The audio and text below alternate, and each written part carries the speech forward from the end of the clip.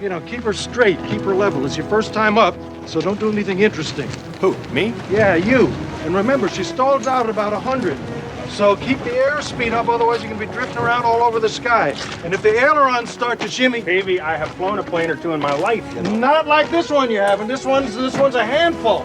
You sneeze in this thing, and you can end up upside down on the bean field.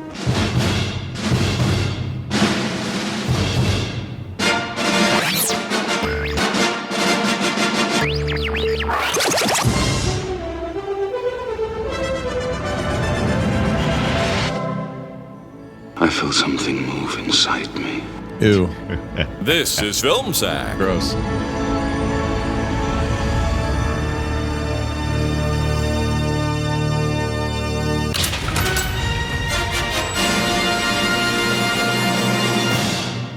Oh, sure.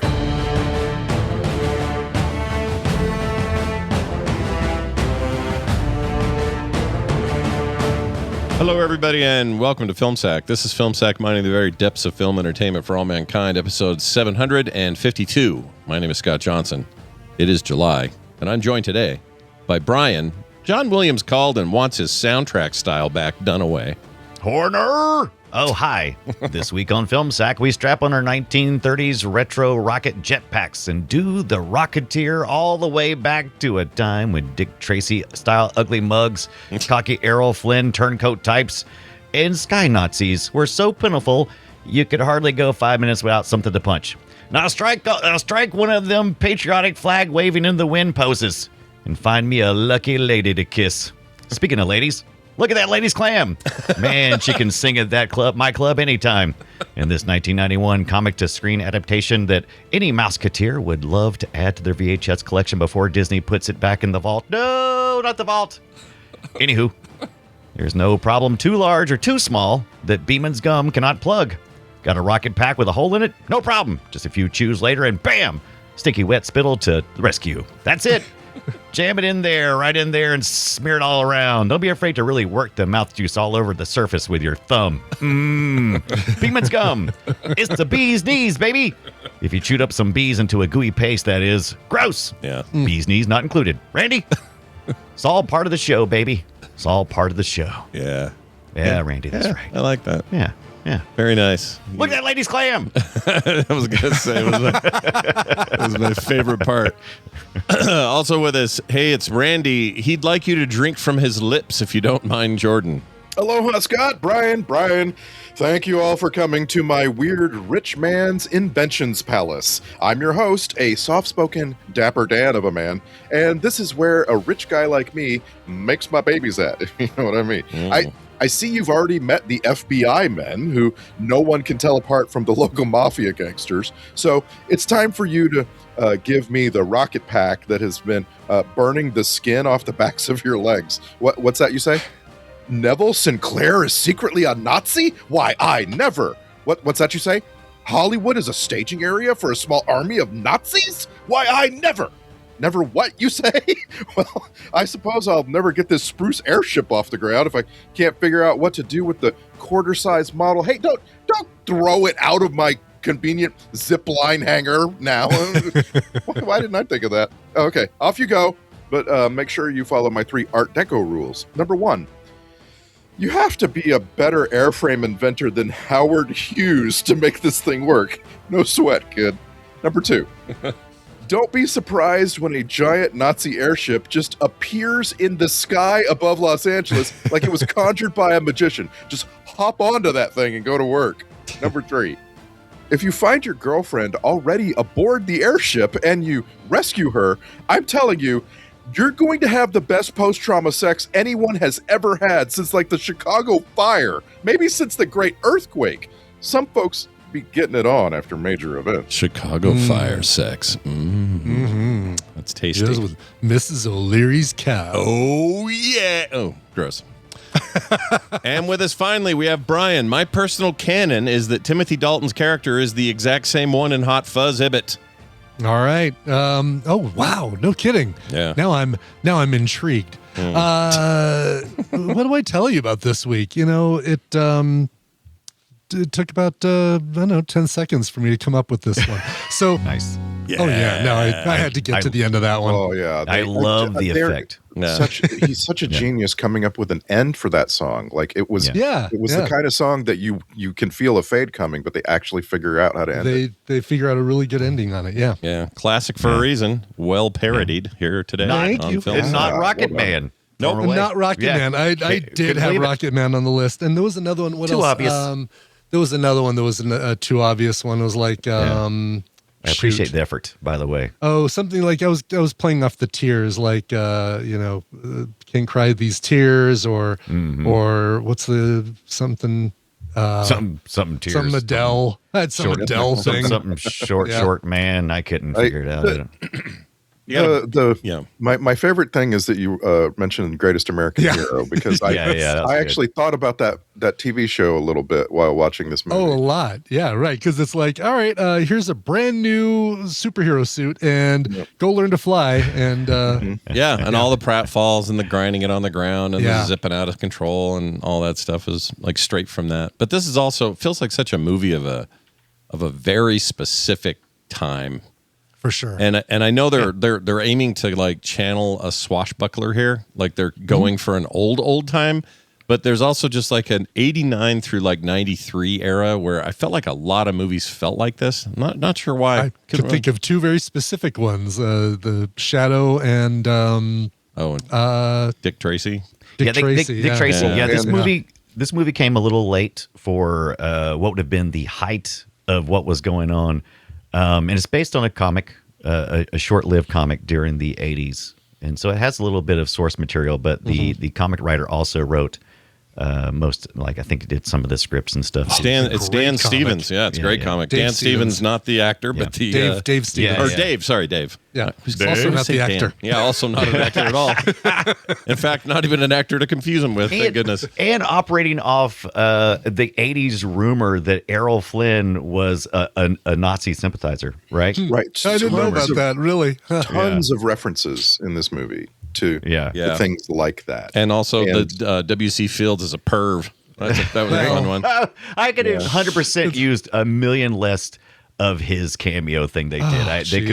They could have skipped that entirely. That would be. And I want to throw out three more movies to get you in the visual mood for this one. Yeah. And that's Raiders of the Lost Ark. That's The Aviator, the Martin Scorsese Aviator, and The Untouchables. All of them set in this kind of like late Art Deco era when, men had these pencil thin mustaches and their dapper slick hair and so forth. And I'd even throw, if you ignore, and it's hard to ignore because it is the film, but if you ignore all of the visual trickery with Sin City, it has a little bit of that in it too. That kind of here's a 3-dimensional look that's kind of looking 2-dimensional, that's attempting to capture that 2-dimensional feel. Which is the thing they all were trying to do back then, and I'm not entirely sure why they were trying to do that. As was the style of the time. Yeah, I guess so. That's how we'll look at it. We have a fake Fletcher to explain more about the film The Rocketeer, and here it is from Nerd Steve. On this week's Film Sack, it is time for The Rocketeer. In this 1938 set adventure, a stunt pilot discovers a secret jetpack and becomes the mass hero, battling Nazi spies and mobsters in a stylish homage to classic pulp serials. Look out below. There's a man with rockets up there. That's pretty good. Yeah. Spot on. Not bad. I actually feel like there's a whole subject here about making a movie that's set like 55 years earlier. And like that's like the sweet spot for making it look like it belongs. So like what I'm getting at is when we're talking about movies set in the 1930s that look like it, right? They're not made in the 1930s. Like the closest one I could think of was Mr. Smith Goes to Washington, right? Like it was made in 1939, but it doesn't really look like it. It looks even older. And whenever I watch stuff like this, I get so angry thinking about how they're going to strip down our current current vibe of how we exist into this stupid crap, because we think of the 30s like, oh yeah, you got to have a giant ballroom with a lady coming out of a clam shell, and singing it up. And I'm like, oh, we did more things than that, people. It's like the 50s. Everybody has, cigarettes rolled up in their white T-shirt, and they're driving sports cars and have their hair slicked back. Oh, what are the 2020s? Jeez Louise, I can't even imagine. Yeah. We were more than that. Like I say, you can look at the current movies, right? The ones that are set in the current time to get an idea of how things actually look. But 50 years from now, it's going to be... Everybody's going to have a podcast, right? That's going to be that's what we're going to look, Randy. Right. Yeah. It's going to be that. Probably. It's going to be very interesting. Yeah. I mean, we already have like TV shows where all the characters have a podcast, but like, it's just interesting to think how things are going to get stretched out into everything. Mm-hmm. And you don't think that you've got to look until you're several, a few decades past it, right? Like, then like the 90s, we don't really have a look. And then you look at these the flannel and the long underwear. Yeah. I mean, there's going to be photos of just this. It's all going to be Insta stuff. I mean, we've documented everything, and everything is going to look like Insta filters. It's going to be so out of It's all going to be stupid shaky cam with a person's body isolated in front of a moving background as they explain some shit with AI. I'm already hating it.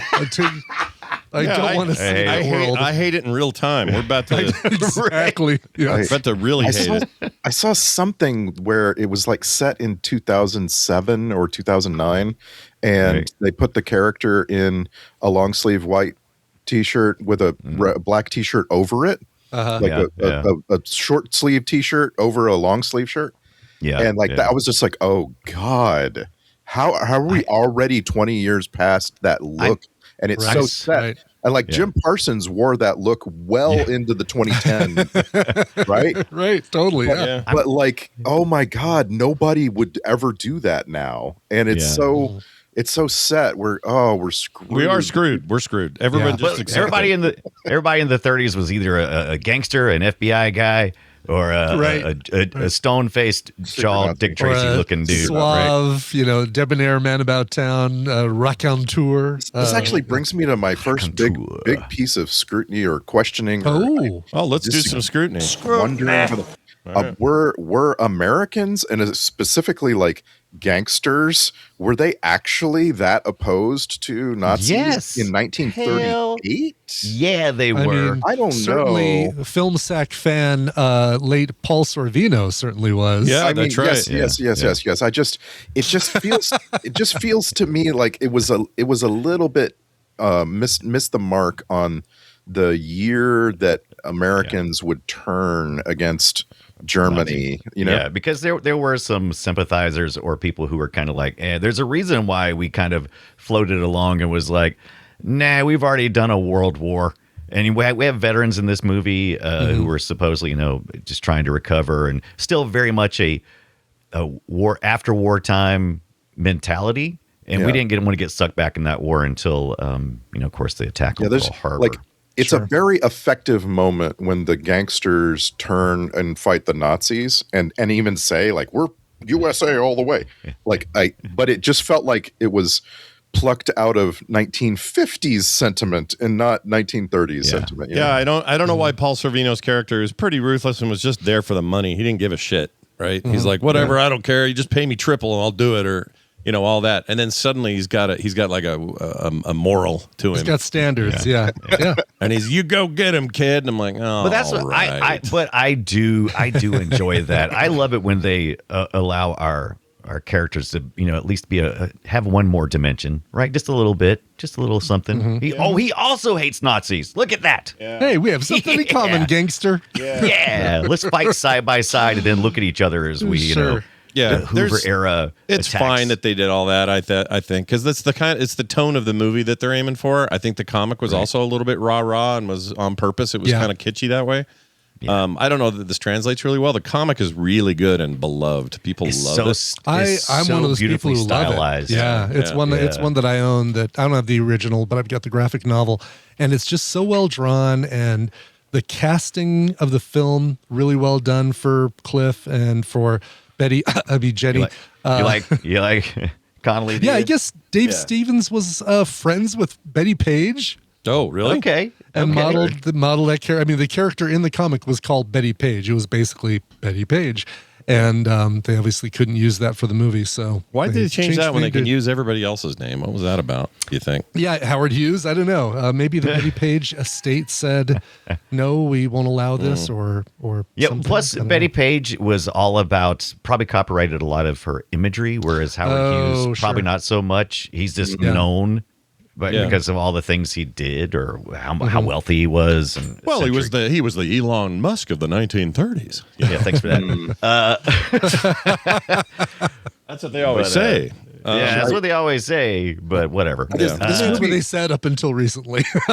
This movie starts with a sort of challenge, and that is, do you buy Billy Campbell as a hotshot pilot and Alan Arkin as a hotshot Mechanic assistant guy, yeah. Sure. Like I do. I buy like- Alan he's like Arkin and everything Alan Arkin ever attempted to do. yeah. I loved him. He's the Obi-Wan Kenobi of this movie, and he's he's got little to say but a lot to like accomplish. He really turns the wrench that makes this movie work. I agree. I agree with that. I think he's great. Yeah. It's for me, it's Billy Campbell's a problem because I've seen Titanic so many times, and Billy Zane, I guess, was just modeled on Billy Campbell's character in this movie. It feels like it a little bit. Yeah. It's like I spent the entire movie going, okay, this is not Billy Zane from Titanic. This is That's not Billy Zane interesting. from I Titanic. never even thought of that. That's funny. No. But, okay. Yeah, I kind of like Billy Campbell. You don't see him in much other than like TV procedurals now, Yeah. but he's cool looking now, man. That guy's got Yeah, like a and- edge to him. I like him. And I'm kind of surprised. I mean, he's a handsome dude in this film. I'm kind of surprised that wasn't a trajectory for him after this, right? Yeah. Doing a couple of rom-coms and then scaling back to a Hallmark Christmas something or Especially with a As movie you're- just chock full of a cast. This cast is Yeah. stacked, man. Like Yeah. of character actors and stuff. Ed Lauder, Paul Sorvino, as we mentioned, Alan Arkin, Timothy Dalton, Terry O'Quinn, is Terry freaking Howard O'Quinn, Hughes. John Locke. believe Yeah. that. Didn't we just see Eddie Jones? He played Malcolm. He was one of the cops, I think. But we just saw him in Sneakers. He was the evil partner with what's his name that went around the one that's in trouble right now for Yeah. child molestation. His partner. Which one? Anyway, he's Be back. more specific. Margot Yeah. Martindale, way too short of a Yeah. role, but man, Oh man, so young too. And one I of my wanted to say it was in the glass. which is the best example of how this movie is fully fleshed out. It doesn't just give you the bones of the plot, but it actually goes to things like the famous diner shaped like a dog, and not just showing you a beauty shot of that diner, but like starting the shot with an actual dog walking along, and you realize the dog's approaching the dog diner, and it's like, wow, somebody, like Joe Johnston really thought this through and really, like fleshed out every little part of the movie so that you're getting an experience rather than just the plot. And Joe Johnston, once again, our Spielberg stand-in kind of director. He does this a lot. He did it with Jurassic Park 3. He did it, or I think that was him. Do I have that right? I think so. I think that was him. That I Anyway, don't know. every time he does something, Yes, I go, Jurassic Park 3, yes. yeah. So Yeah, he's there like you go. the guy you get when Spielberg's busy, and he's worked with Spielberg directly, like DP stuff and other things. Yeah. So it's not, he's got. I love directors like that who could just kind of like, hey, look, just step in and do it. I'm going Yeah. to get it done, baby. You need it Yeah. done. And Jurassic Park this is- 3, Honey, I Joe. Shrunk the Kids, Jumanji. Yeah. Right. And Some of other course- movies from our upcoming list, like we're going to eventually sack October Sky. The guy didn't actually I like direct that a lot of movie. movies as a solo director. Yeah. And like this is like one of his first, if not his first. And it's just, I guess you just said Honey, I Shrunk the Kids. That's his first. Yeah. But Okay. like this guy is actually really good along with his cinematographer here. And the name is Hiro Narita, of course. Hiro Narita, who also we talked about when we watched The Arrival, which we talked about how The Arrival was a shit movie with awesome cinematography, right? Yeah. Like- the one that was for those at home. The Arrival. Yeah. Yes. The Arrival. The not, Arrival, Not, yeah. not Not Arrival. to be confused with Arrival. Yeah. Which is a modern classic and is one of the best films ever made, in my opinion. Yeah, Arrival, right? Yeah. Arrival. Arrival. Just But- the Not the Villeneuve movie. That's the one. Yes. But With that Johnston, inky Adams, yeah. alien text movie, they call it. Yes. my opinion, Aliens that speak with coffee rings. Yeah, yes. There you go. my opinion is that Johnston and Narita are punching way above their weight class with how this movie ends up looking and feeling. It's just so beautifully shot. Like I say, all of these establishing things. It's a Disney movie. They didn't have to, but they did. They made it into something that you can just sit and watch and enjoy what it looks like. Did you stand up and put your hand over your heart when Rocketeer stood in front of the When he's the standing, flag waving? I could have sworn that was one of the comic covers that his pose It up on the thing. Looks so comic-ified, But I looked doesn't and it? it's like, yeah, but the flag wasn't behind him in that one where the lights, he's got the spotlights kind of facing up, and that's the one I was Yeah. thinking of. But It's such a this great. was- Yeah. It's a great shot. The suit design is gorgeous. Oh, yeah. It is. Yeah. Yeah. The helmet is fantastic Dave too. Stevens is a great- First thing I did is like, all right, where can I 3D print? Download and 3D print one of these helmets. yeah. Oh, there are probably a ton of them out there, right? Ton of them out there. Yeah. Gotta be. I appreciate the look, but I could not appreciate that the pilot has no control over. Well, he does have control. That his helmet bugs is the me. rudder, right? Yeah, but that's But he doesn't have- that's some flimsy bullshit. He doesn't have any. He Yeah. doesn't have any button arms, any joystick, anything. Like he has no control over the thing, and the entire movie, I'm just like, okay, but how's he gonna land? How's he gonna do anything? Oh, well, you push So- really hard and then you let Right. go, as Did PG you- says. Yeah, duh. So have you ever watched any of the old the serials, the Rocket Men and that kind of stuff, Randy? that this No. is based on? No. I have not. I don't know if that would improve your opinion on this, but I've watched some of those old serials, and so by the time this is my first viewing of the Rocketeer, by the way. Yeah, you were the one. I think You we're were the talking- one. yeah. I was so I was surprised to hear wondering. this. And Yeah. that was not intentional. It sometimes movies just You just miss slip them, through our yeah. fingers or whatever. But yeah, I thought it was actually spot on for being a derivative of that. So I kind of already accepted the fact that Rocket Men exist. They can do this, and this is how they do it, and I'm fine with it. So, Yeah, there is if you can park your brain and then you're cool with it, then especially Right. if like a kid watcher of this, like I would have loved this as a kid. You know, I would Yeah. have been- How old though? What's the perfect age for this? Because there's Jennifer Connelly who's crushed. You definitely want to be old enough Right. to Appreciate it? absolutely. Yeah, you Old want enough at to least be able to appreciate appreciate it? Jennifer Connelly. But he'd be age appropriate to appreciate Jennifer Connelly, who was I 21 love- in this film. yeah. Right. I Wow. love it's kind of like a continuation of what I saw with the Labyrinth, where she's kind of like the older guy kind of wooing her, and it's like inappropriate, but then she's also a badass, and she kind of like at the end, she's not a damsel in distress. She's able to mostly beat people over the head and give them concussions, but otherwise She's more Marion Ravenwood than Willie Scott. Yeah. Oh, I like the comparison. Okay. That's good. Okay, Yeah. that's all right. That's been Yeah, recently in our discussion as well about how I young felt she like was. I felt like the film was really struggling to realize the character. Right. It just like it. She's just.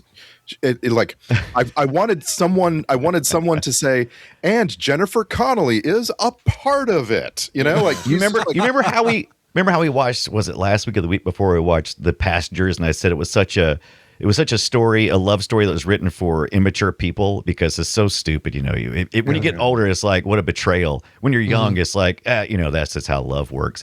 I felt kind of the same thing here. What a meet cute. Yeah. Right. And Billy, the Cliff character and Jenny's character, neither one of them were listening to each other, right? I just want to say again, the film was struggling to realize the character, couldn't even give her a last name, named her after the actress. Like, Jenny. come Right. on. Right.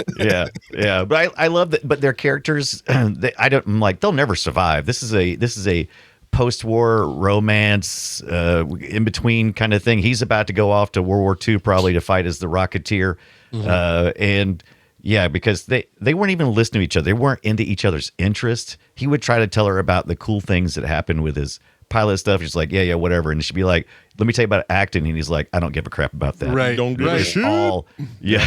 Yeah, they couldn't even agree on a movie, and like even Yeah. agree on the plot of the movie or the hero's motivations or things like that. Speaking of cool stuff. Let's The talk about movie, cool movie stuff. starts out trying to wow you with the flying GB, and it works. It actually is pretty exciting. this aircraft that there were only 24 ever built. None of the original 24 survived. So this, the GB that you see flying is the only one in 1991 that flew in the world. Like they went and got the only flying GB, and then they also got a ground only replica that they used for quite a few things. They just dragged it behind a tow truck. And like that is really exciting. Yeah, that is cool. Can I tell you what would freak me out about flying that thing is the plastic that goes over your head is barely bigger than your head. Right. Yeah. You like a Pop-O-Matic trouble bubble, right? Yeah. Like you're Mr. Freeze. Like you basically have let me tell you what's going to happen. Stereo fishbowl over your head, basically. You're right. Let me tell you what's going to happen. You're going to get decapitated, and you can't duck down. There's no place to move. You just get to see it coming. It's just like, uh-oh. I mean, I worry that like if there's turbulence, my head is going to ricochet off the sides like a pinball machine. Like ding, ding, ding, ding. Yeah. Bing, bing, bing, bing, bing, bing, bing. So the one that flies is called GB Model R2, which sounds like you're about to say R2D2. And there's a bunch of trivia in here where they it's- accidentally call it a BG, which I think is funny. Oh, yeah, they did call it a BG. Yeah, they I saw did. that 2 or 3 times. Yeah, it was annoying. funny. Yeah. Then they have like I say, the one that they dragged around on the ground is called GB Model Z, and Model Z ended up getting some fresh paint, because they have the whole trick at the end where it's for you. I really want to know how the hell they landed that plane on that little tiny dirt road at the end of that movie. Yeah. What did they expect me to believe? Do they suspect me to suspend my belief? No, come on. I mean, they've been doing it for the whole film. What's it's one true. more? No, it's true. Yeah, this film doesn't just take liberties with how flying works. It's just like this film doesn't care about how flying works. How flying works, how landing works, how getting hit with how fire works. Yeah, But it was exciting though, right? It was intense. It's in the way. I love this film. It's you're gonna have a hard time. There's only one thing in the film that I feel like didn't work then and still doesn't work, and I hate saying it, but it's Rubberface McGee. But he's he's Tiny so Lothar. Yeah, Tiny he's Ron, so- like he didn't need to be in the movie. That's my thing. Like you got to give me a reason for something to be in a movie, and all he does is show up and look dumb. I mean, you need a henchman, but did you need one that Dick Tracy'd in there so hard? Like, why? Yeah, Well, or if you're gonna do that, go either commit to the bit and have a few henchmen that have weird augmentations, but then you are getting close to like Hammerhead and Hook Nose and all that stuff territory, or just have some beefy, scary looking dude. Yeah, I agree. But it did scare me though. It was like, oh, this is especially a when he comic. talked. And his, Well, I mean, no, it literally looks like a comic book character come to life. Well, and it's modeled that just after terrifies me. It's modeled after a dude named Rondo Hatton. You got it, Rondo. Rondo Hatton, who is this pulp. Let me find photos of Rondo Hatton. Amazing name, by the way. It is an amazing look. Here is what Rondo Hatton, and this is no prosthetics. I'm putting this in our Discord. This You want to be terrified? Here you go. That's what Rondo Hatton looks like. Yeah. Holy shit. That Just is cool. Hire Rondo Hatton. Get him in there. He's very much dead, but Damn. Even scarier.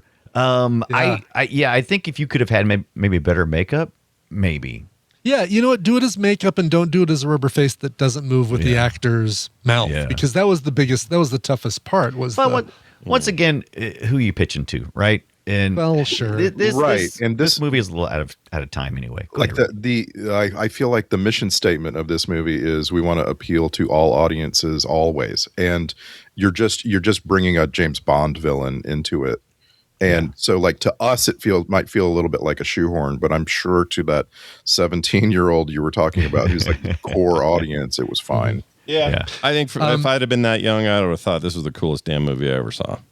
Yeah, I'm gonna give you one little more bit about Rondo Hatton. When the 1913 Hillsborough High School yearbook, He was voted the handsomest boy in school. Sweet. Nice. That was a Here's charity what he thing, looked like right? then. What happened? Well, it must sound like Acromegaly. So he did Acromegaly. have something where his face continues to grow or something. Yeah, probably Yeah. some Gotcha. kind of autoimmune disease thing. Oh, that is so terrible to be the most handsome guy and then have something that just turns you into basically the coolest looking Turns human you into ever. having a Still. great career as He's got he got vampire ears, this guy, even in the young photo. He did. Yeah. Damn. Yeah. Movies like The Brute Man, House of Horrors. Like he, in the 40s, he had a career as being that guy. And I bet he kind of hated it, and also was like probably it's one of those things. yeah. One of those things at the end of life, you go, well, that worked out pretty good. I mean, it's also turning lemons into lemonade, I guess. Right? You figure out. Yeah. I just want to put something behind us. This is now the new record holder for a movie that we've sacked with the most also considered for the role name. Oh, jeez. was That Stallone list considered?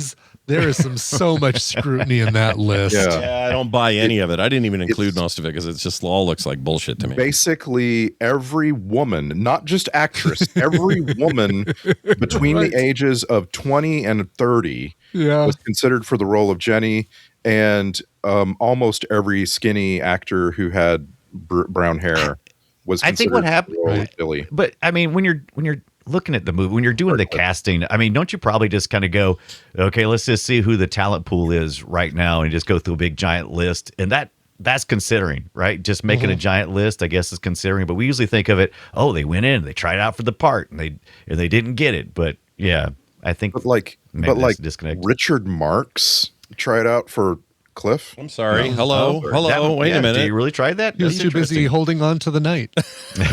Someone has to do it, man. He's volunteered. Exactly. Yeah. The minute he lets go, the knight loses everything. They wanted Dennis Quaid. That's all over the trivia, and he would have been Matthew fine. Modine. But I mean, we end up with an actor who kind of disappears into the role, and that's not a bad thing. Yeah, I actually think Billy- it benefited the movie. Yeah, Billy I think so. Campbell doesn't shine through like Dennis Quaid would have, and you would have been thinking about Dennis Quaid instead two of of the names. Two of the other names I really liked, and this wasn't on the IMDb, but in the Wikipedia, Bill Paxton, who came really close to getting lead in an interview, he said that would have been great. And Vincent D'Onofrio was a very interesting, like you think about 90s Vincent D'Onofrio as opposed to Kingpin Vincent D'Onofrio, and it could have been Could have done it. Would have been about 4 years after Full Metal Jacket for him, so it would have been a little close to that. So it would have been a little too beefy for the role of. He claims he declined the role. I mean, you want somebody too beefy. You want a little skinny pilot man. Disney liked Johnny Depp for the role. Oh, that'd be I could great, see wouldn't that. it? I could see that. A drunken Rocketeer, that'd be great. Oh, you don't have to keep that part. I got you. Okay. Yeah.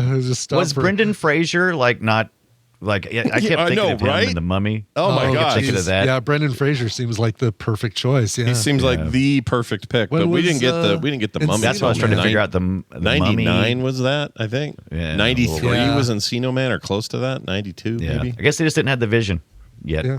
Yeah, they didn't know what they had there. Yeah, they didn't know. But now we have him, and he's great, even though he's old and kind of chubby, and I love it. But he's coming back. He's making a he's comeback, doing baby. He's doing the Yeah. new Mummy movie. That's I need to see that temporary family or family for hire, or whereas like he goes to Japan and he's hired to become a member of the family. I'm trying to think what it's called, but it sounds really good. It is called not Pressure. That's the World War II thing. He plays Eisenhower. Rental Family. Rental Family. Oh, Rental Family. Is that what it's Rental called? Family came out last year. Oh, there it is. Okay. His looks name is really good. Philip Vanderploeg. That's a cool name. But he's like an actor and goes to Japan, and they say, "Oh, well, people hire actors to just be members of your family, to hang out at family gatherings and stuff." And so he goes and does it. I really like this. 88% on Rotten Tomatoes. Yeah, it's doing okay on IMDb as well. Yeah. I'd see that.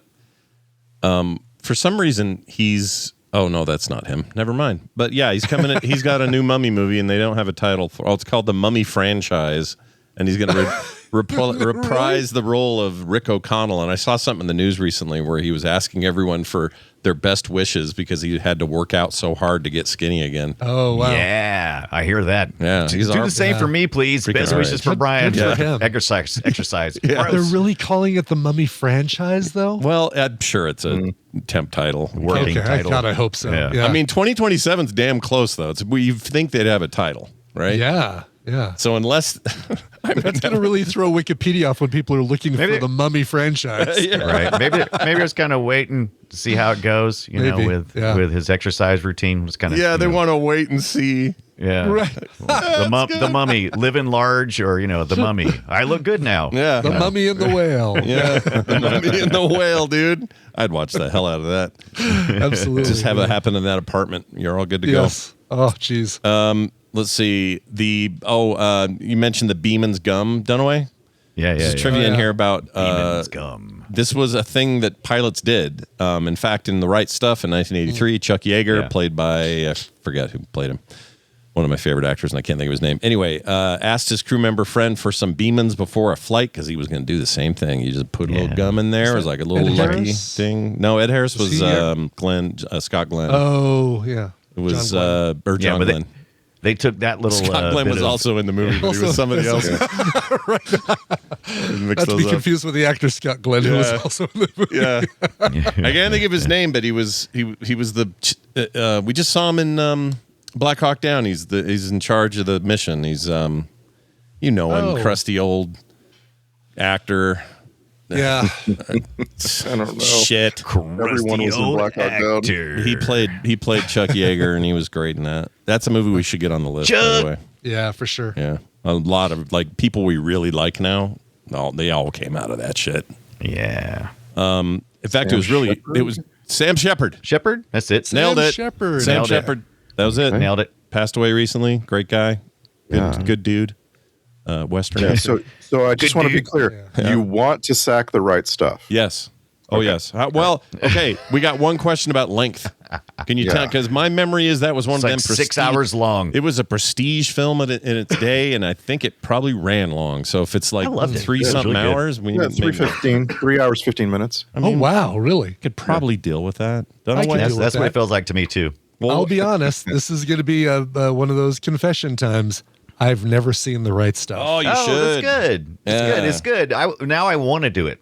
Yeah, I want to do it too. I want Ibbott to watch it. You'll yeah. experience it through my new eyes. Yeah. Yeah, Like it's the a movie really you good suggested movie. Though. I last don't know week. how we're gonna.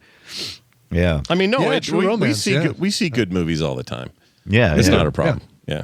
I think we can do it. Get it on the list, is what we're saying. Cool. Get it on. The It's not streaming on anything. Dave Stevens, rather, the writer artist of the original graphic novel, gave him the film's production designer Jim Bissell and his two art directors his entire reference library pertaining to the Rocketeer at the time period when he was making the comic, including blueprints for hangars, bleachers, schematics for buildings, and the auto gyro. Some of it was used in the movie. You could see him when they were showing him the plans at the end. Yeah. Those were his. That was his So stuff. cool. Photos and drawings of the Bulldog Cafe, uniforms for the air circus staff, contacts for locating the vintage aircraft that were going to be used. Anyway, he says in some interview, he remembered that, quote, they literally took the reference and built the sets. So that's pretty Cool. I It's respect surprising that he needed to submit plans for bleachers. It feels like bleachers, there's no new bleacher technology that Dave Stevens needed to come up with. Yeah, are but bleachers do they- changing a lot? Or like, I don't know how Do they look like Art Deco bleachers? Like yes. I felt like No, there I've were never Art seen that Deco touches like crammed into every orifice Everything. of this movie. Yeah. It was so like it was just you couldn't escape 1938 with this thing. Right. Yeah, no, for sure. Do we feel like this could be remade today? Oh, yeah. Like, all right. Yeah, I mean, but what kind of tone Yeah. would you take? Would you take the same? I would keep it. Silly I kind would of tone? keep it in the same. Yeah, pulp cereal. Yeah. Pulp cereal, delicious. But I keep it in that same style. I mean, I feel like it works if you've got you need somewhere in there you need a spinning newspaper with a headline. I'm amazed that of all the tropes they had in this thing, they didn't have that. They didn't have that. Yeah. Crazy that they didn't have that. But no, I would keep it in that same style and just do it better. I mean, Joe Johnston, I know we'll get to this, but we haven't even brought up the fact that he's the director of Captain America, First Avenger. yeah, and this feels like you could have had when they had the TV going in the diner, you could have seen Captain America fighting Nazis on it. It feels like, in the same world, that'd be great, wouldn't it? It would be perfect. I mean, Rocketeer would be such a great Marvel. I know Dave Stevens kept it indie, kept it purposefully personally owned, but man, having crossovers with Rocketeer and Captain America, how awesome would that be? But it wasn't a major. I thought it was either Marvel or DC that published it. Is that not correct? Must not. No, it was, no. It was actually a throw. It was going to be a throw. It kind of ushered in what we were looking for in the indie comics during the 90s. So it's kind of like it was originally just going to be a throwaway add-in to another comic, and just kind of made its way, kind of like many of our favorite comics are. Just Pacific Comics is where it first appeared. Oh, okay. All right, then interesting. After 2008, IDW got the rights, and then I wonder how much Disney owns of it now. Oh, I bet Disney owns all of it. Now it fits into the Marvel. Look at that. Now there you go. I mean, I guess they could do that, right?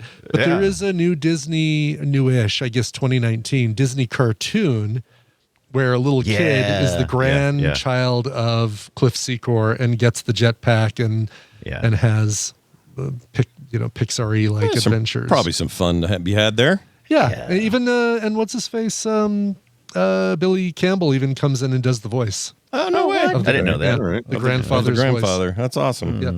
Yeah, actually, that seems all right. So if Disney has the rights, then we could get that. You could do a movie. I think a series would probably do better, personally. Yeah. Oh, no kidding. Yeah. Absolutely. Yeah. Also, just financially, I think it would make more sense for them because the theatrical for this is a little risky at this era. Very risky. And it was risky then, too. Yeah. Risky. Yeah, they kind of shot this around a little bit. Yeah. I feel like a little bit like Sky Captain of Tomorrow, whatever the hell that was called. What was that called? Oh, yeah. I completely forgot about that. Sky Captain of the World of Tomorrow. Yeah, that movie. Forgot about it? I'm sorry. That movie's a lot like this tonally. There's some differences, but that also felt risky to me because you're starting to play with an era and a time that, I mean, the kids just don't know what this is. You know, I don't think these Gen Alphas are like, I'm really pining for some 1930s content. They don't know. Yeah. Right. You know, we still have we have the mobster angle on it all. We still like the noir angle of it all. So I feel like we're still ripe for it as consumers. But no kidding. And with with how well Spider-Man noir did, maybe people are kind of ready for this. I remember thinking before I saw Raiders of the Lost Ark and seeing the movie poster, it's like, what? Harrison Ford, but I want sci-fi Harrison Ford. I don't want like oldie film Harrison Ford. And, boy, were we wrong. Boy, were we wrong. I had the same feeling. I was like, who is this? My grandmother's movie? Like, what are we doing? Right. Exactly. Is this marketed towards me? And then I came out of the theater and said, when can I watch this again? Yeah. And why is Harrison Ford so much older than the Ravenwood lady girl? What's going on there? Yeah. There needs to be a name for that. It's almost like a trope for an audience where you hear that Heath Ledger is going to be the Joker, and you're like, no. Yeah. What is the? There probably is a trope for that. What is that? Where the reaction of audiences at first hearing a thing? It's not stunt casting. It's a whole different thing. It's more like people's expectations. Michael Keaton, Batman. Come on. Yeah, that was another one. Exactly. Yeah. None of us was like, nah. No, I never heard a single positive thing from anyone when that got announced. And it was worse with Heath Ledger because the internet wasn't then a thing. Right. And every idiot. It should be access. Maybe it should be called "We Have a Vision," and then it's like you did good. You convinced us. So the trope that's adjacent to it is questionable casting, and questionable casting is about something else, kind of, which is when an actor has no business playing a role, and that's all you can see for the entire time. This is I'm talking about when your first reaction is it's wrong, and then it turns out to be so right. Yeah, it couldn't be more right. I think that we've got one of those coming up with a lot of the cast, I'll be honest, of Odyssey seems not questionable, but it makes you go, oh, Matt Damon, really? All right, let's see how what kind of Odysseus that is. Or smells bad, tastes good. Yeah, like they're big names, which you expect, right? But you don't expect some of them, and so on. But I fully expect to be I expect to be proved wrong. I mean, did you feel any of that with Dune when you're like looking at the cast list with Chalamet and Zendaya and not Oscar Isaac. Oscar Isaac? Yeah, he was. Yeah, Oscar Leto. Isaac. Yeah. I was a little bit with him, Chalamet? because he was still kind of an unknown a little bit. Yeah. So I had a little bit of misgiving there. Not misgiving, but it was like he's so skinny and weenie and Right. like how's he going Did to you see do the this? first one? And I actually think he's perfect. I actually think he nailed it. Yeah, he's and really good. people are all over the place with Chalamet now, but I actually think they couldn't have cast that better. The other one on that one though that I was worried about, who was it? Oh, when I heard Skarsgård, Grandpa Skarsgård was going to be the Baron, I went, hold on a minute. I mean, I love him, but how are you going to do that? Of course. Yeah. And then they not only did it, they redefined it. Like it's never going to be the same for me. That is the new Baron Harkonnen, and everyone else can take a shit. That's how good he is. This is the first time I've really looked at the full cast list for The Odyssey, and Matt Damon, Tom Holland, of course, and Hathaway, Zendaya, Robert Pattinson. You mentioned Charlize Theron, Elliot Page, John Bernthal, who he's almost the fifth member of FilmSack at this point. Feels like it. Mia Goth, John Leguizamo. Yeah, what the heck, dude? See, these are picks that I'm like, I don't know. James Remar, Benny Safdie. Ooh, Benny Safdie looks awesome though in that armor. He does, Agamemnon. Yeah, he looks it's cool. going to be great. But it is really funny. Like his brother's not there to make everybody feel nervous, though. Right, that is the thing. Right, Yeah. it's the other. If his brother was there, he'd be like making everybody feel bad or wonder if someone's going to get shot in the head. So. Right. It's a fun. I don't know why. Where did this come from? We were talking about casting. Oh, we're talking about that the fandom rejoiced casting where right. where you start out with no, that's not right, and then it becomes like the best choice ever. And sometimes the unknowns work out the best. Like Chalamet was relatively unknown. I think that's why that worked out really well. I mean, he was great in Interstellar and a few small roles, but nobody really knew him. He wasn't who he is now. Yeah. But in this movie, like Billy Campbell is kind of that perfect thing. Didn't really know him then. I didn't know him, not really. And so for me, it was just the right guy because I wasn't distracted by that's Johnny Depp or that's some other famous person. Yeah, you do. I mean, the unknowns are good, and even the lesser knowns, the Pattinson Batman. That great example. Oh, that's another good one. Yeah, everybody was so shitting on that, and I freaking loved him in that. And it was like, God, he's become one of my favorite versions of that character. Speaking of Dune Part 3, he'll be in that. Right. Yeah, he's playing. What's the name of that character? The Dune Messiah character that is so freaking He'll be weird. playing the Dune. He's the actual dirt. He's the sand. Thank goodness they finally cast the dirt. I also wrote in here a note about love killing some Nazis. We need more movies where Nazis are getting wasted. I'm into it. Yeah. Let's do it. Let's bring those back. It doesn't have to all, everyone just thinks of Indiana Jones, but let's have some more. Let's go. Sure. Let's remind everybody what Nazis were. I feel like people are plenty reminded these days. Let's be, and instead let's be reminded of what we used to do to Nazis. What they used to, exactly. Yes, please. Yeah, please. Our reaction to Nazis. How about that? Yes. My reaction to Terry O'Quinn's hair was just constant.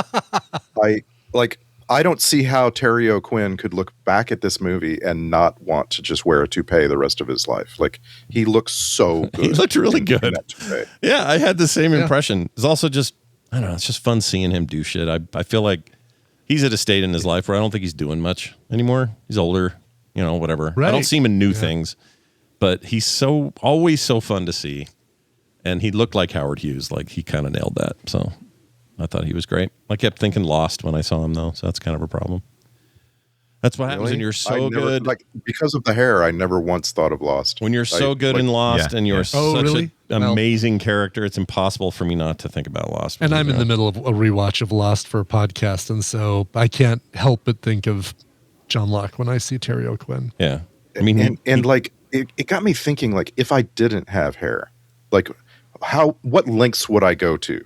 You know what I'm saying? See, and there's people you look at and say, oh yeah, the person probably really look good with a shaved head. I look at you and I say, that man better have hair till he's on his deathbed, a big luscious, lustrous mane of hair all around his head.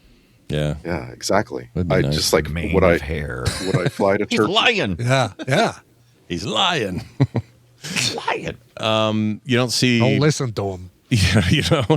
You don't see what's his name, Billy Campbell in much these days. But is there anything that you could think of? Like if you go Billy Campbell, what do you think? You just think this, or do you? This is what I think of. Was he in Memphis Belle? Well, there's some reason I'm confusing him with like Modine or somebody else, but for some reason, and maybe it's just this character would have fit in Memphis Belle. Maybe. Yeah, he was in that Now that Dracula movie. Now that I've seen this, all I can think of is Billy Zane. Again, I just can't like this. If this is my Billy Campbell, then he's been replaced. But like he does other things. Like he's an older actor now, and he like appears in things like the series Cardinal. He was in that great The Killing with Joel Kinnaman and that's really good. I Mary love The Ellinas. Killing. That was awesome. so good. He was in all seasons of it. So I think he might have been the father. No, the father was that bigger dude, the big bald dude. Oh, the big, he's always playing like a sheriff or something. Yes. Yeah, I can't remember who Billy played, but it was Darren Richmond. I like him. I like the Killing. ex-husband of That first season in particular. Ooh, yeah. so good. Really had such a great vibe to it. Yeah. But he's in like, I mean, you can go back and find things, but he's just kind of, chilling. Yeah. I feel like everybody was in the 4400. Do you remember that show? Oh yeah, I remember it existing. I never saw it. Wasn't that like that was a really big cast. Yeah. Wasn't that like a Left Behind kind of thing, or am I confusing it? It was like that, wasn't it? Like that many people they were returned? Yeah, they were abducted by aliens, right? But they're doing weird stuff now. Yeah, and then they What all of a happened? sudden they show up again, but then they start all acting funny and okay. yeah, it's actually okay. I liked it. Pretty good. I watched it with Kim. We enjoyed it. It kind of petered out along the way, but it was a good run. Yeah, it was a good idea. It ran 5 years, 4 years, 4 seasons, something like that. And he was in a film called Dickwad. All right. Oh, very good. Yeah. Excellent. Hey, Not to be confused with dipshits, Gumwad. it's pronounced Dickwad. At least I pronounced Bernthal correctly. Yeah, we got it today, and we nailed it. some great character actors in this movie. You already mentioned Margot Martindale. I just want to mention Eddie Jones. He takes over when he's in a scene. Eddie Jones is so much better than his own resume. Yeah, what is it? Yeah. He's unique in that way. I feel like he is. Yeah, he's a lot like, or there's maybe the other actors like that, because so much of his acting is just his look, his face.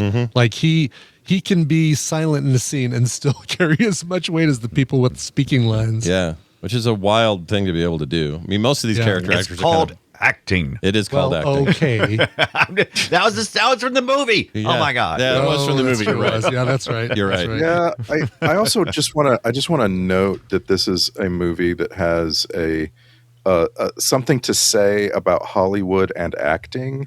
And that's always difficult when you're watching a movie. It's like, what's this movie about? It's a guy who gets a rocket pack and solves crimes or whatever.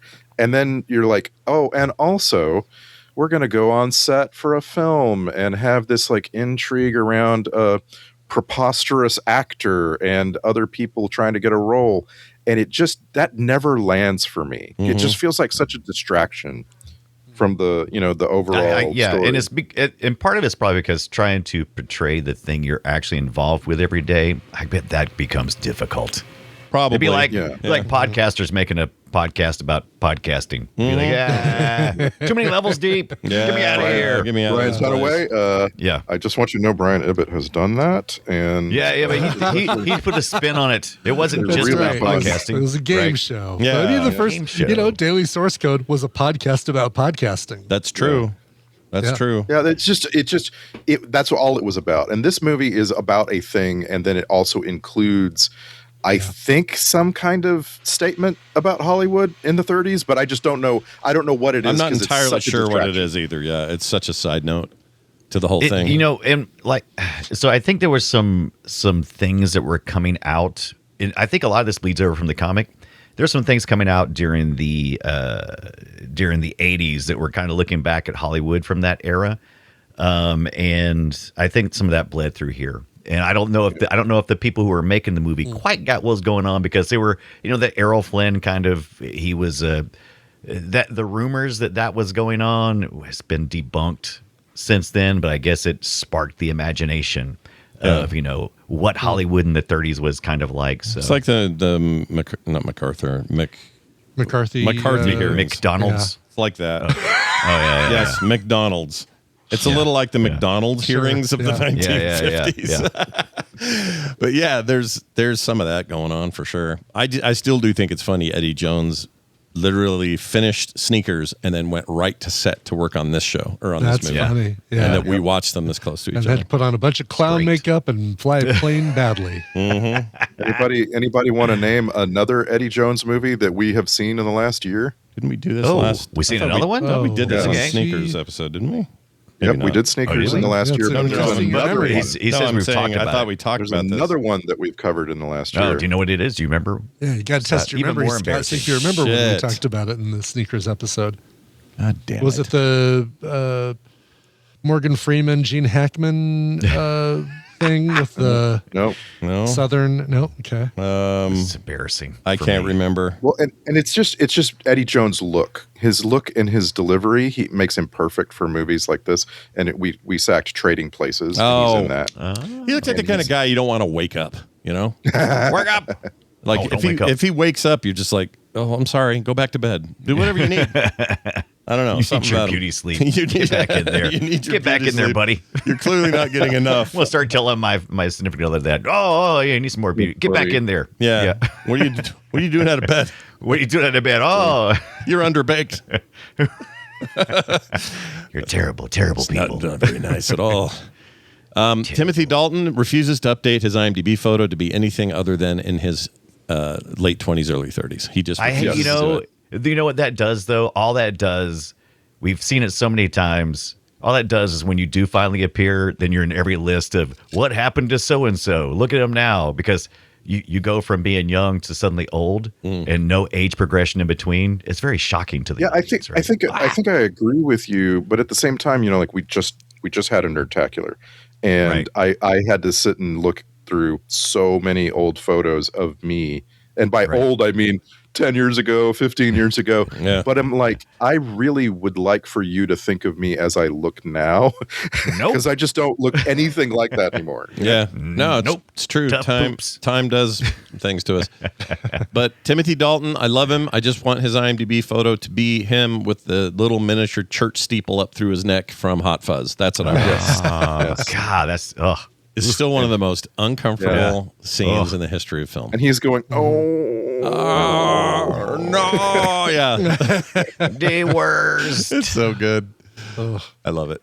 Any other thoughts before? Oh, what grossed me I out know is what- easy. Just yeah, putting very gum easy. on shit. Don't be putting dirty. Oh, I thought it was actually Alan Arkin reaching into Billy Into Campbell's it. mouth Fish- and yeah. pulling fish the hooked gun him. out to stick Yeah. it. Oh, you know what? why did he do I'll that? allow that. Yeah, Yeah. absolutely. It was great. That should be on the list, if not number one.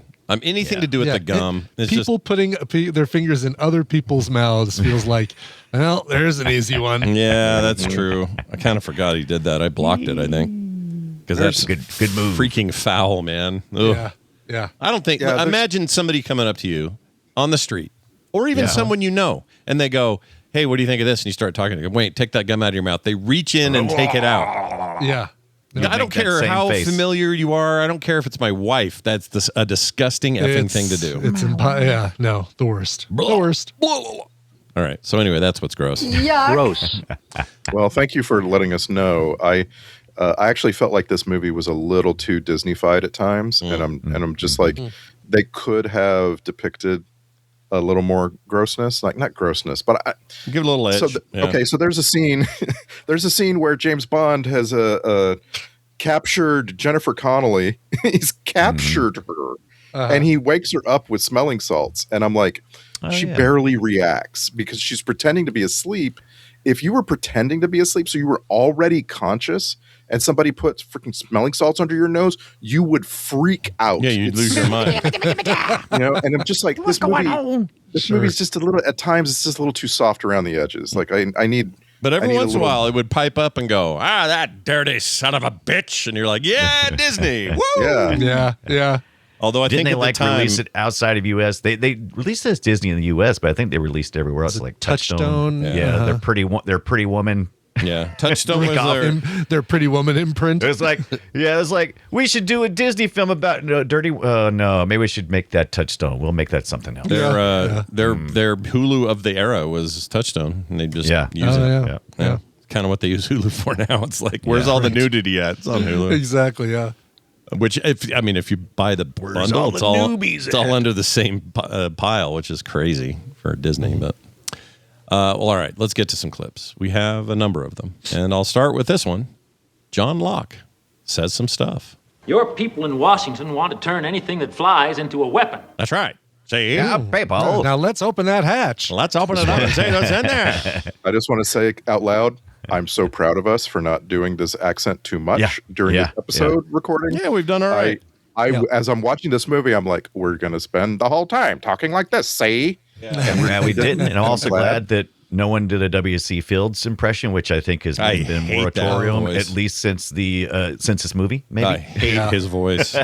I've never understood what the appeal was. Where's the like star appeal? You'll hear an old interview and you're just like, why is that popular? What are we doing? Because everything was funny back then because nothing had been done before. Yeah, see? I hate that stuff. Here's what? Oh, tell him Howard said so. Tell him Howard Hughes said so. Okay. Who dat? Who dis? New Howard, who dis? Something out of pocket. But business is business. I'm out of pocket here. I forgot to mention him. I love him. Okay. What's his name? Hold on. He's in everything. John Polito. John Polito plays this Bigelow character. You've seen him in a trillion movies. Here, at least we've seen A Hard Target. He was in that. He was in tons of stuff. There's something about that dude. Yeah. And every time he shows up in something and does that accent of his, I'm all in. Love it. Yep. Sign me up. Little Italian, pissed off, bald little bastard. He's great. I love John Polito. All right. Here's Paul Sorvino, another Italian man. He shows up. What's going on, Sinclair? Lenny is dead. Wilma's all wrapped up like a mummy in County General. You didn't play straight with me. Play straight. I didn't play straight with me. Come on. It's a rocket. It's a rocket. It's a rocket. It's a rocket. Where is the rocket? What do you want? Where is it? Where's what?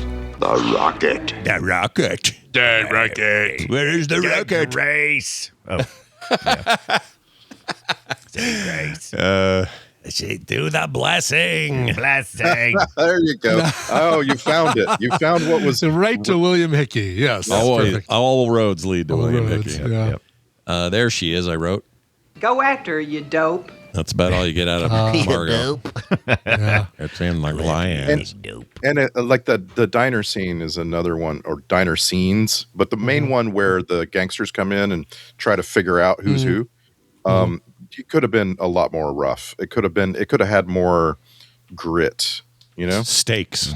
Right. Right. Like when they start throwing a pot of coffee around, I'm like, oh, we're about to leave Disney's comfortable confines. And I'm like, nope, they didn't. They just. I like the idea of some comfortable combines at Disney. Yeah. Basically, there are times in this movie when I feel like it's a live action version of a cartoon. And that's fair. And that's a good thing. Yeah. But I just, I kind of want to escape it sometimes. You want some meat on them bones. Yeah. All right. They are stoked about the name, is what I wrote here. How about Rocketeer? Yeah. Wow. That'll work. Yeah, that's Rocketeer it is. Oh my gosh. Yeah, pal. Yeah, sport. Yeah. Yeah. Go to print. How about Rocketeer? Yeah, I like that too. I like that one too. We're all going to be excited no matter what you do. I felt like I could feel all of the extras standing around a single microphone in ADR going, that's right. Yeah. I can see that. Yeah. Here's the FBI and a vacuum cleaner. Thanks to the diligence of the FBI, this particular vacuum cleaner will not fall into the wrong hands. Why do they think they're fooling with that code language? No one thinks no one gives a shit that it's Howard Hughes. Just Howard Hughes. It annoyed me. All right, here is somebody just saying Cliff. Cliff? I just like that. Cliff. He said his name a lot. Yeah. Cliff. Where are you, Cliff? Here's where W.C. Fields being a pervert, and they did a close-up of Jennifer Connelly's boobs when they said it. Oh, yeah. It's lame. Oh, charmed, my dear. Doubly charmed. Come on. You get it. Because I'm looking at your tits. I'm looking at your boobs there. All two of them. Notorious womanizing. Yeah, he was known for all that, right? Yeah. Was it him or Fanny Arbuckle? Yeah. Yeah, I think once again. Whoops, sorry, that played by accident. Say it again. I think once again that was what we thought during the 80s of the 30s. Yeah, the 80s of the 30s. Yeah. That's a great way of saying it. Mm-hmm. I like that. We had boiled down the 30s to these specific tropes, and I look forward to 50 years from now when they make fun of us. It's going to be great. Can't wait. The podcast of tears. Don't think we'll be here. Oh, my God. Yeah. Drop dead, Weasel. Drop dead, you weasel. Love that one. Great line. And then we'd played this earlier. I feel something move inside me. Gross. He's talking about his. He's talking about his extra belly button. Oh, okay. Pre-show content. Nice. And then finally, Happy Valentine's Day. all right. Thanks a lot. We appreciate you remembering the date and telling us to celebrate it. Now let's move on to this. It's the checklist. Check it. The Film Sack checklist goes like this: literal villain mustache on the villain. Check. Mm-hmm. Yep. Goodfellas Literally. is this. Goodfellas to this is a wild turn by Paul Sorvino. Check. Think these are kind of back to back for him. And then not enough Margot Martindale. Check. I'll die on that hill. Yeah, always. Star Trek MCU connections. I know of at least one. Yeah, there's a bunch, so I'm just picking 3 for each. We'll start with Marvel this week. James Handy played Wooly in The Rocketeer and was Old Doctor in Logan. Taylor Gilbert played Stewardess in this movie. You might recall there was a stewardess. There was a stewardess. That's true. Yeah. Taylor Gilbert was Mrs. Watson in the first 2 Spider-Man movies, Spider-Man and Spider-Man 2. Yeah. And then, of course, if we're talking Marvel, we got to mention Jennifer Connelly, who was Jenny in this movie, and was Betty Ross in Hulk, and was also Karen in Spider-Man Homecoming. Brief role there. Mm-hmm. So over to Star Trek. We got Paul Sorvino, who was Dr. Nikolai Rashenko in an episode of The Next Generation. He was so he was Worf's half humans godfather. Is that right? Or Worf's godfather? No, he was Worf's. Oh shit, Worf's mother Worf's was stepdad? Klingon. Yes, there Worf's you go. stepdad. Okay. Worf's stepdad. I don't think he was his for full. some reason, I don't like that. I don't think it was his full dad because I could be wrong on that. Whatever. He was in Star Trek: The Next Generation as Nikolai Rashenko. I will never forget that name, Nikolai Rashenko. Yeah. Why we got Paul Sorvino playing this obviously Russian character. So Clint Howard is all over Star Trek, like everything. Clint Howard's all over everything, right? The man can turn nothing down. He was in an episode of Strange New Worlds recently. He was in an episode of Deep Space Nine, an episode of Enterprise, an episode of Discovery. The guy that's what he does. What he does. Yeah. And then we've got the star of the movie, Billy Campbell. Billy Campbell was in an episode of The Next Generation, and he was in an episode of Prodigy recently. Oh yeah, did voice work in there, I guess. Well, there have to be voice work because it's an animated show. Yeah. Oh, is that how that works? That's how that works, eh? He also. Oh, what did I see? He did something recently. Oh shit! Now I've lost it. Sorry, but you were going to say something. I'll look Well, for this it was something unrelated, so I don't want you to lose track of this first. All right, it was. That's what it was. That Mr. and Mrs. Smith thing. He was only in there for an episode, but the newer one with Childish Gambino. Yeah, him and Maya Erskine. Yeah, very good in that. Very briefly in that, but very good in that. So, anyway. In The Next Generation, Billy Campbell was Okona in an episode called The Outrageous Okona, and he's kind of the same character as he is in this movie. Oh, weird. And that's what I love, when a connection is real connected, real like similar. He's a kind of a space swashbuckler. Yeah, he's like he's a Harkness. Yeah. Harkness kind of character. Kind of Firefly prototype-y kind of thing. That's what it felt like anyway. I remember that one. Wasn't a very good episode, though. The episode was kind of shit. I remember the name more than I remember the episode itself. Yeah. It's not very good. So what I was going to bring up, I couldn't remember who Karen was in Spider-Man Homecoming, but she's the voice in the AI or the suit that Iron Man makes for Peter Parker. And what's funny about that is Jennifer Connelly is married to Paul Bettany, who's the voice of Jarvis and Vision. So you had the, two Tony Stark created suits, or Tony Stark created AIs with a married couple doing the voices. Love that. Yeah. I think that's a great idea that they even pulled that off. Totally, yeah. Well, nice. There you go. There's your connections, everybody. Hope you enjoyed them, because now it's time for the soundtrack grade. I'd give this a JWA, a JWAH for John Williams as hell. That's what I'd call it. Yeah, it's very JWA. There are parts, there's crescendos in the Horner where you go, oh, yeah. I can tell you. Horner. Yeah, y'all are just hanging around each other. That's fine. Inspire each other. That's how iteration works. Welcome to the world. Let's get to the social media post. In 280 characters or less, I might request that you guys would sum up your feelings about this film. Let's start this week with Randy Jordan. The Rocketeer. A silly helmet crowns our fearless ace, who straps a double rocket to his back. He soars with all the dignity and grace of Wile E. Coyote running off track. Sweet Jenny sighs, please don't explode today. Poor Cliff replies, I'll certainly do less. Then crashes through another roof hallway, emerging, like this movie, in a mess. Oh. Yeah. I mean, yeah. I get where you're coming from. Yeah. Yeah. Brian Dunaway, it's your turn. The Rocketeer, like a 2-hour Beeman's gum ad. Come on, we get it. Your gum is great. Stop rubbing it all over everything. Hashtag the Gummateer. Yeah. They still make Beeman's? Is that a thing I can get?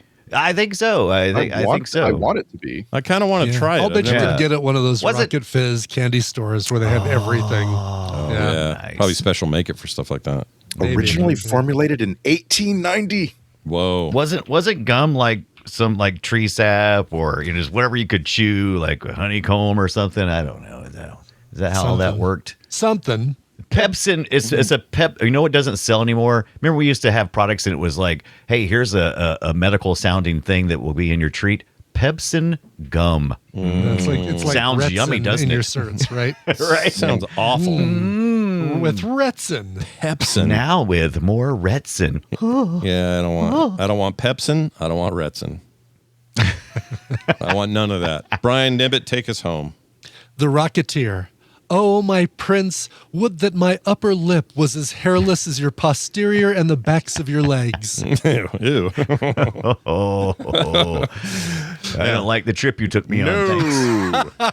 Good. This is a one-way trip, I hope. I don't want to go back. Nicely done. Let's get to the alternate titles. And these were just handed to me on this little piece of paper right here. I have to destroy it when I'm done. Okay. It was almost called The Racketeers versus The Rocketeer, because that's kind of what was going on there with the mob. Or, Arkin, you glad to see me? Okay. We're just ripping this up. There we go. We should play a game while we Yes, we should. while you Also, rip that while up. we're thinking of alternate titles. Yeah. Let's do it. These were from Jamie again, right? That's what's going on? Yes. Sweet. So you guys have to guess, based on these three questions, what movie we were talking about that day. And none of us know this. We haven't previewed these.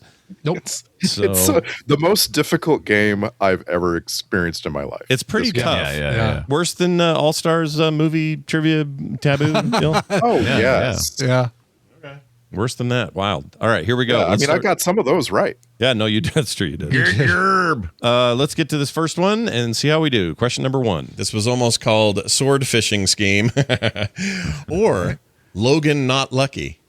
Okay. Swordfish. Right. Something maybe with Hugh Jackman? Let's see. Sword Fishing Scheme. Yeah, so he was in both of those. He was in Swordfish and, Yeah. I'm going to say Swordfish. I mean, could it be that swordfish. easy? I mean, I think it is. I think it's just swordfish. I can't. Why would Scott has never said swordfish other than the time we watched Swordfish. I can't think of any reason why I would have said it. You're right. I'm with you. I'm with you. I don't think unless it was like the previous episode or something. That would be the only way that Scott would have right. held on to that one. All right, Okay, you now said that too many times, though. What? Can you play the quote again? Yeah, I can play it. Here you go. You want just the last part? No, you want the whole thing. This was almost called Sword Fishing Scheme or Logan Not Lucky. Logan Lucky. Boy. Yeah, I don't have a good guess here. Okay. All right. How about you? The answer is, I'm Swordfish. saying swordfish. Okay. Because it feels like. Yeah. And the answer is recorded in 2018. Movie was released in 2001. Film Sack episode 387, Swordfish. Ah, there you go. Swordfish. That feels like that's like a softball. Yeah. I really know. I don't was, think it was yeah. a softball. It was one of those tricky things. It's like, can't be swordfish. Don't overthink Surely it. Yeah. can't be. Yeah. Right. Seems crazy that it would be swordfish. All right, number 2. All right, Here we number go. 2. We're feeling prepped. So it was almost called Fatal Distraction or Romancing the Darker Tone. Okay. Okay, so gotta be. Oh, I know. Romancing the Stone, right? Nope. These all that Didn't see easy. one. Nope. I think this was the happened? game. I say it was the game. It's gotta be. Yeah, you like it. Michael Douglas. It's the Both references are Michael Douglas references. show Scott Johnson Michael Douglas, and what's he going to reference? Both Yeah, I those think movies. that's the only one we really know. good. Yeah. Yeah. Yeah. All right. Is that the only Michael Douglas movie we watched? Is that? No, we've seen Romancing the Stone. You know one what's of them. funny? Scott seen ought to Romance? be Okay. the only I thought one we who hadn't. always gets them. Scott ought to be the best at this game. Should be, but I'm not. His I'm game. not. Should be. I really All right. should be, but I am not. So. The answer is April 2023. We did the show from a movie that was released in 1989 called Black Rain. Oh, shit. Oh, It's another my Michael gosh. Douglas movie. Oh, my 599, gosh. episode 599. That was a what was the tricky second one. clue on that one? Or the other clue Yeah, that we was got to Michael Douglas ask clue? for more clues before we. Oh, run sorry. through Yeah. Yeah. Because we can ask Okay. story You have, stuff, to, right? you have to ask for the clues. I'm not going to offer them to you. All right. Let's see Yeah. what- Black Rain. Give me a clue. Black Rain is so forgettable. Oh, I remember nothing of it. Yeah. Nothing. It was all about took place Black in Rain. It was Japan, great. and he rode a motorcycle. Oh, you remember that pretty well. That's actually. it, though. Don't give me much more credit than that because that's really all I I don't got. remember it being in Japan at all. I remember that part, but that's about Oh man, I remember to the nothing. extent. I remember it being a Ridley Scott movie, right? Yeah. That's correct. Yes, that's Although, right. again, not really an important fact. No.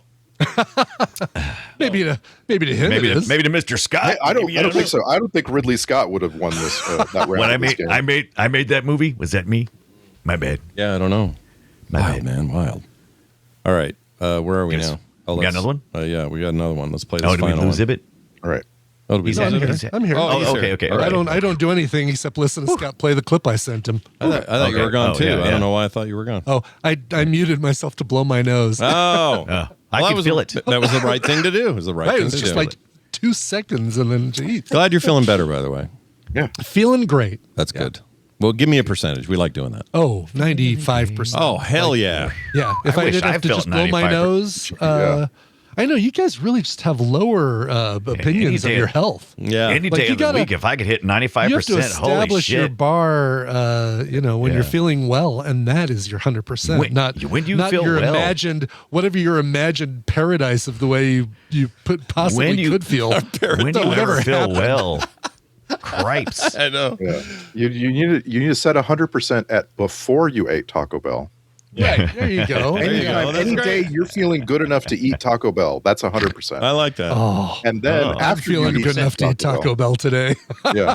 I could eat Taco After Bell. you eat the Taco Bell, then you get to figure out what 50% is or What's something. their the new biggest swing. product? What's their current They got a new like, street chalupa, I think, or something. street chalupa? Ooh, Tastes like they street. make it right on the street. Yep. Mhm. Yeah. It's something like that. It's like it's supposed to sort of That's it. resemble a fajita. That's the energy.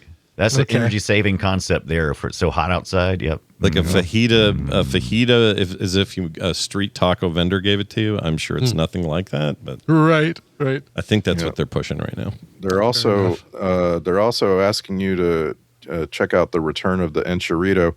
Enchilito? Ooh. That's just some sounds you smash together. Oh, the enchilito. Well, I thought Taste my enchilitos. it better have 3 olives on it, like arranged like Oh my buttons on the front of a snowman's right. Ooh, I chest. like that. Yeah, or forget it. No deal. Yeah. All right. All right. Here's your third- final question. third- yeah. Oh, wait. We had something worth doing. Oh, yeah. Go ahead. Yep. Third and final. Here you go. This was almost called Andor and Jason Bourne take on Charles Toe Chopleap. Chop leap. Chop leap. Or almost Charlton Chop Leap's face off. This is a recent one. We all sound very recent. Almost confused me there for a second. Yeah. Okay, I'm gonna.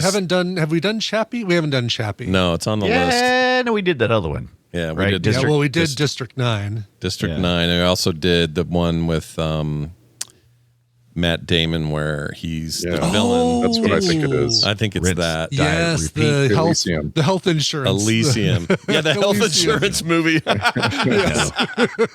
Yeah, I think Elysium. You guys agree? But now that we've done that, give us the hints, but not the answer. All right, movie came out in 2013. Okay, we did this film 5 scant months ago in January 2026. Gotta be it. That's got to be Elysium. And the answer is episode 733, Elysium. There you go. That's nice. Well done. All right. I feel like he softballed us on a couple of these. Well, we're learning that actually, Scott, you're getting better at this. That partly, but also it's. I mean, the Michael Douglas one, I guess I got duped on, but I don't know. It just seemed like when I do actors in the titles, it's a lot easier for me to narrow it down. So the two I got were kind of like that. Well done, everybody. Yeah. Jamie, we love these. These are fun. Keep them coming. Oh, for sure. Yeah, they're really good. And let's move on now to today's alternate titles. I already did that. Let's move instead to the text and voicemails. How about this from Patrick F.? His last name's a slur. Just kidding. I don't know what it is. He says this. Hey, Film Sack crew. After listening to the Passengers episode, I'm reminded of a Swedish film I saw called Anaria, I think is how you would pronounce that. Aniara. The premise is similar about a ship traveling from Earth to Mars, but runs into technical difficulties. I would recommend it, if not for the fact that it is the most depressing movie I have ever seen. On a side note, I was surprised The Winter Soldier and Civil War did not get mentioned as plot twists in your plot twist episode. Also, the only animated plot twist I could come up with was the anime movie Your Name. I'm not familiar with that. But Winter Soldier definitely had a big plot twist. Yeah.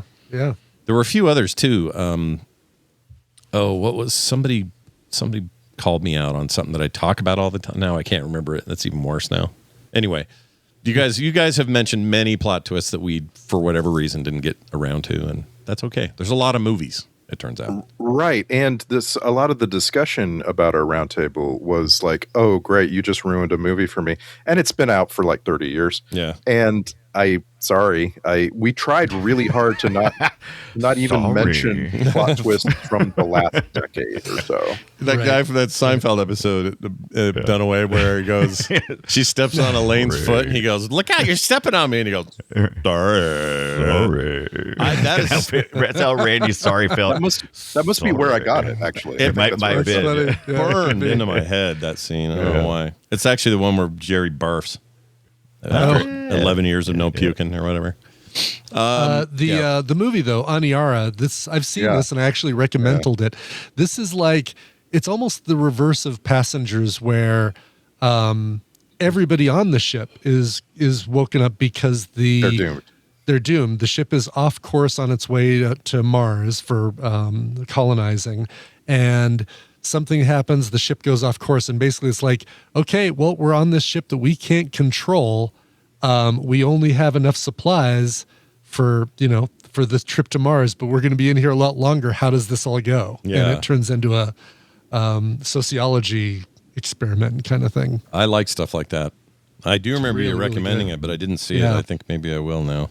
It's got one of the coolest movie posters with this like stylized, I'll put it in our thing, but for people just listening, not that there's video they could be watching, but it's like, it's got Mars, but it's like a very stylized line spirograph looking thing with the ship just missing Mars. Oh, look at that. That's a trip. Yeah. Depending on what resolution you're looking at that, it's very trippy. A little more effect if you're not looking in the right place. Here, I'll actually, I record the video part of this just with static looks like stuff. Kind of looks like an evil Pac-Man. A little bit.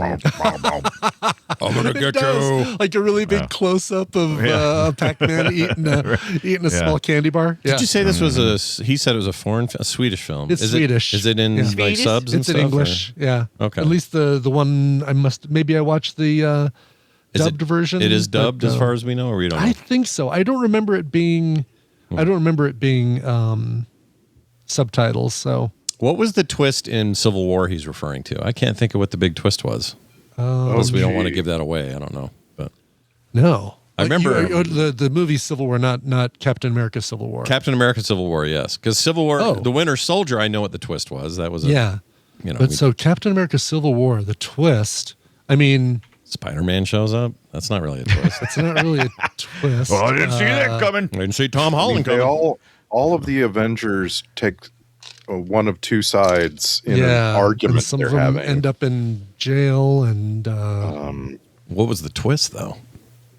That wasn't where Hydra. Is that the one where Hydra's revealed, like that the shield has been full of Hydra agents this whole time? No, that was in Winter Soldier, but it wasn't really a twist. It was more like a revelation. I think the twist he means in Winter Soldier is who the Winter Soldier is. Oh, I thought the fact that he was the guy who killed Stark's parents was the twist. Who's the Wiener Soldier? Maybe there's multiple twists, and I didn't know it. Multiple twists, yeah. Yeah, I thought it was Bucky Barnes. Like, who the hell's... But if you're a comic reader, you sort of know who the Winter Soldier is, right? It all came out of that. Yeah, yeah. But I think if you didn't know that in the movie, I guess it was a twist.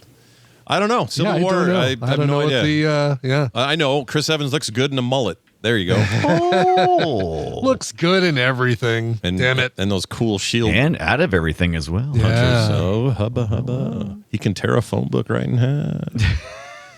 Terry J. also wrote in and says, hello, Scott, Randy, and the Bryans. This is Terry from California. I realized today that you guys need to sack the movie Vivarium.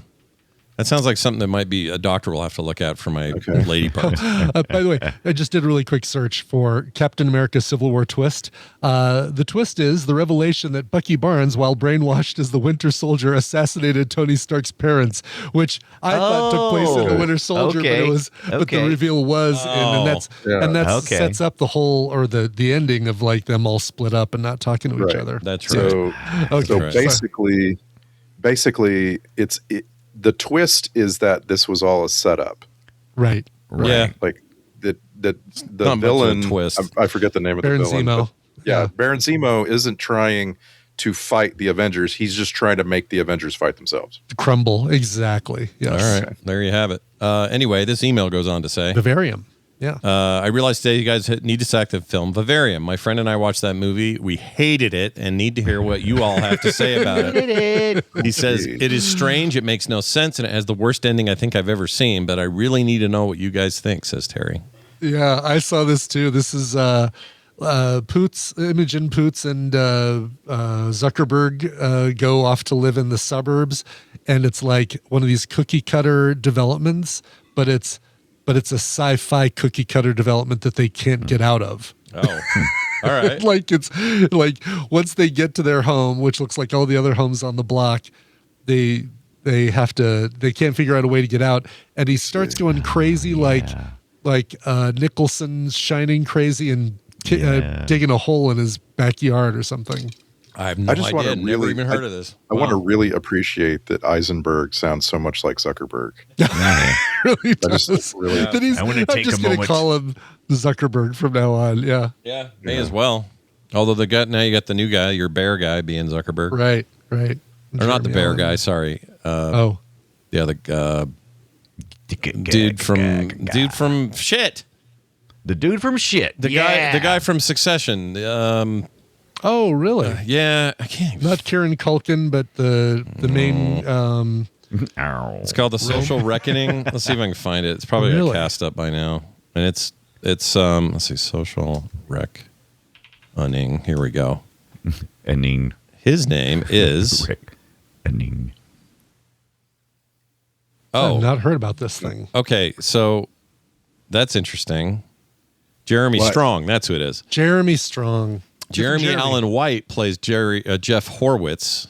Here's the problem, though. The art they have up is a picture of Jeremy Allen White with the weird way past making friends, the social reckoning text on top of it, which makes it seem like he's playing Zuckerberg, but he's not. Oh, totally, yeah. It's Jeremy Allen White, or sorry, it's Jeremy Strong playing Mark Zuckerberg.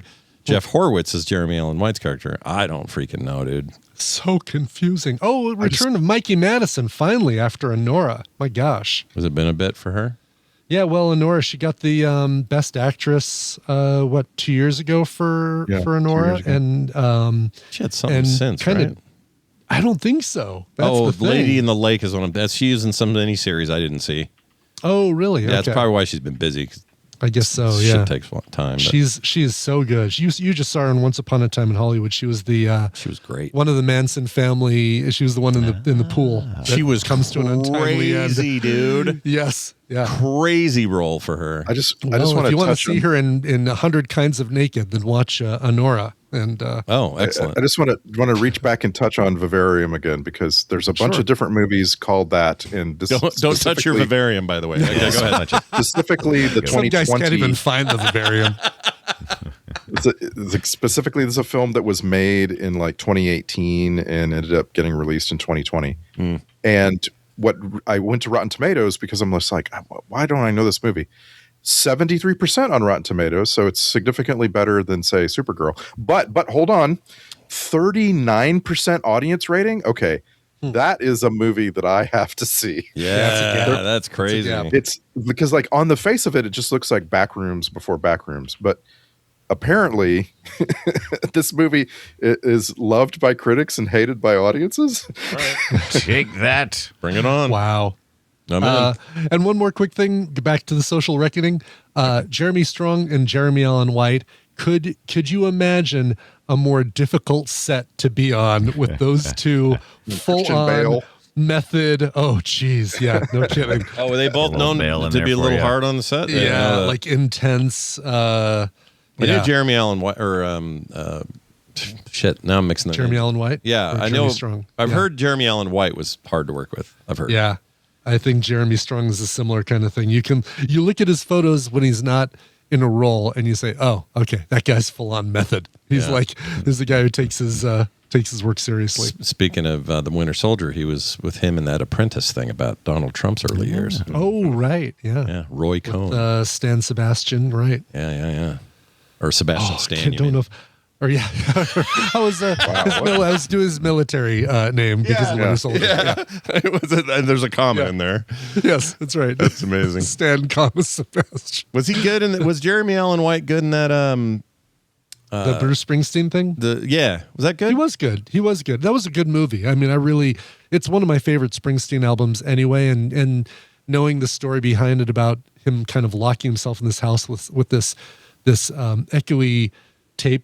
Recorder to record the album, but he made a great, believable Bruce that was not at all like a character of the, hey, I'm Bruce Springsteen, I'm going to be recording some music for you, that kind of thing. He never once does any of that. Okay, and interesting. Yeah, probably just see it. Definitely worth seeing for sure. I don't know why I didn't get around to it when it was out, but I did. He's really good at impersonation acting. Is that a thing?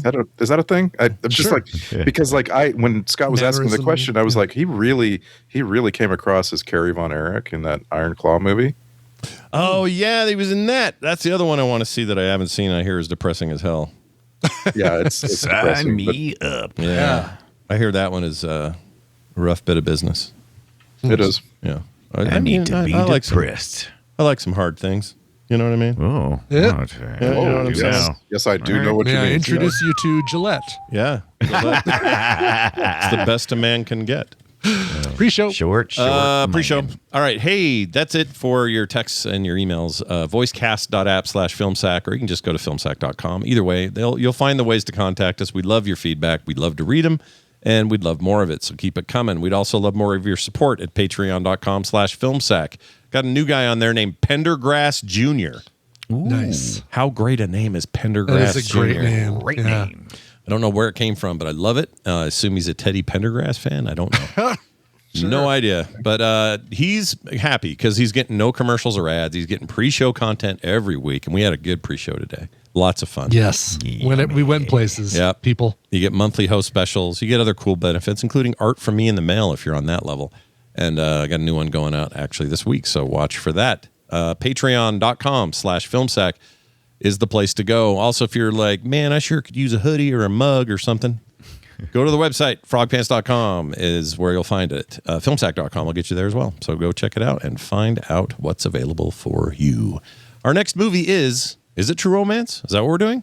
No, we're doing Backdraft. Backdraft. Wow. Wait, I thought we did Backdraft. We have 100% done Backdraft because I did the song Fire by Bruce Springsteen. That's right.